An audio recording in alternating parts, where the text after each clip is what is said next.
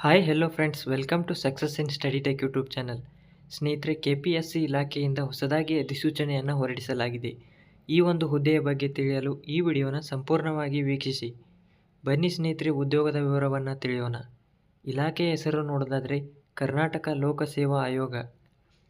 ಇನ್ನು ಹುದ್ದೆಯ ಹೆಸರು ನೋಡೋದಾದರೆ ಸಹಾಯಕ ಕೃಷಿ ಅಧಿಕಾರಿ ಹುದ್ದೆ. ಇನ್ನು ಒಟ್ಟು ಹುದ್ದೆಗಳ ಸಂಖ್ಯೆಗಳನ್ನು ನೋಡೋದಾದರೆ 945 ಹುದ್ದೆಗಳು ಇದರಲ್ಲಿ ಖಾಲಿ ಇವೆ ಸ್ನೇಹಿತರೆ. ಇನ್ನು ಅರ್ಜಿ ಸಲ್ಲಿಸುವ ವಿಧಾನವನ್ನು ನೋಡೋದಾದರೆ ಅಭ್ಯರ್ಥಿಗಳು ಆನ್ಲೈನ್ ಮೂಲಕ ಅರ್ಜಿಯನ್ನು ಸಲ್ಲಿಸಬಹುದು. ಇನ್ನು ಉದ್ಯೋಗದ ಸ್ಥಳ ನೋಡೋದಾದರೆ ಕರ್ನಾಟಕ. ಹುದ್ದೆಯ ವಿವರವನ್ನು ನೋಡೋದಾದರೆ ಕೃಷಿ ಅಧಿಕಾರಿಗಳಲ್ಲಿ 128 ಹುದ್ದೆ, ಸಹಾಯಕ ಕೃಷಿ ಅಧಿಕಾರಿಗಳಲ್ಲಿ 817 ಹುದ್ದೆ.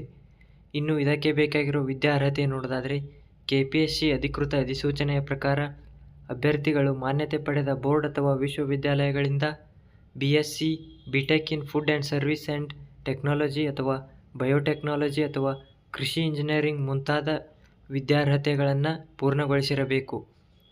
ಇನ್ನು ವಯೋಮಿತಿಯ ಬಗ್ಗೆ ನೋಡೋದಾದರೆ ಕರ್ನಾಟಕ ಲೋಕಸೇವಾ ಆಯೋಗ ಇಲಾಖೆಯಿಂದ ಅಭ್ಯರ್ಥಿಯ ಕನಿಷ್ಠ ವಯಸ್ಸು 18 ವರ್ಷ ಹಾಗೂ ಗರಿಷ್ಠ ವಯಸ್ಸು 38 ಮೀರಿರಬಾರದು.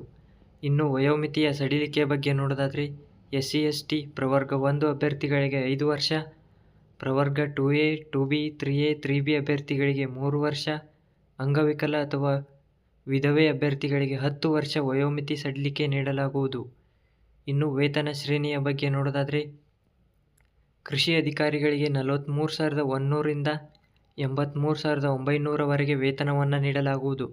ಇನ್ನು ಸಹಾಯಕ ಕೃಷಿ ಅಧಿಕಾರಿಗಳಿಗೆ 40,900ರಿಂದ 78,200ವರೆಗೆ ನೀಡಲಾಗುವುದು.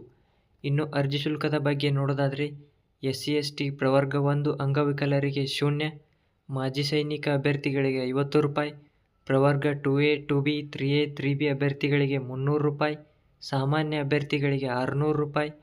ಪಾವತಿಸುವ ವಿಧಾನವನ್ನು ನೋಡೋದಾದರೆ ಅಭ್ಯರ್ಥಿಗಳು ಆನ್ಲೈನ್ ಮೂಲಕ ಅರ್ಜಿ ಶುಲ್ಕವನ್ನು ಪಾವತಿಸಬಹುದು. ಇನ್ನು ಆಯ್ಕೆಯ ವಿಧಾನ ನೋಡೋದಾದರೆ ಕನ್ನಡ ಭಾಷಾ ಪರೀಕ್ಷೆ ಮತ್ತು ಸ್ಪರ್ಧಾತ್ಮಕ ಪರೀಕ್ಷೆ ನಡೆಸಿ ಅಭ್ಯರ್ಥಿಗಳನ್ನು ಆಯ್ಕೆ ಮಾಡಲಾಗುವುದು. ಇನ್ನು ಅರ್ಜಿ ಸಲ್ಲಿಸಲು ಕೊನೆಯ ದಿನಾಂಕವನ್ನು ನೋಡೋದಾದರೆ ಫೆಬ್ರವರಿ 15, 2025 ಅರ್ಜಿ ಸಲ್ಲಿಸಲು ಕೊನೆಯ ದಿನಾಂಕವಾಗಿರುತ್ತೆ ಸ್ನೇಹಿತರೆ, ನೀವೇನಾದರೂ ಮೊದಲ ಬಾರಿಗೆ ನಮ್ಮ ಚಾನಲ್ನ ನೋಡ್ತಾ ಇದ್ದರೆ ದಯವಿಟ್ಟು ನಮ್ಮ ಚಾನಲ್ಗೆ ಲೈಕ್ ಮಾಡಿ, ಶೇರ್ ಮಾಡಿ, ಸಬ್ಸ್ಕ್ರೈಬ್ ಮಾಡಿ. ಧನ್ಯವಾದಗಳು.